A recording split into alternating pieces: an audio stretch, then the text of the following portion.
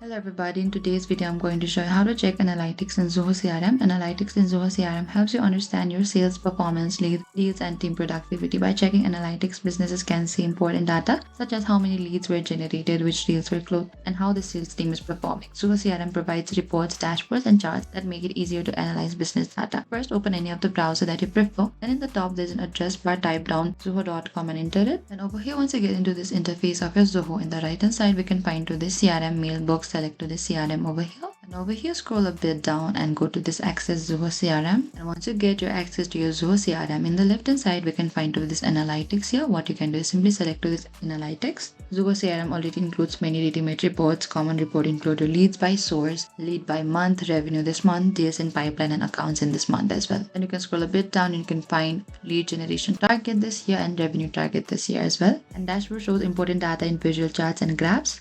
And using analytics in Zoho CRM allows businesses to track sales performance, monitor leads, and analyze customer data. Thank you for watching this video. I hope I could help you. If you have any queries or confusion, please comment down and we will reach out to you very soon.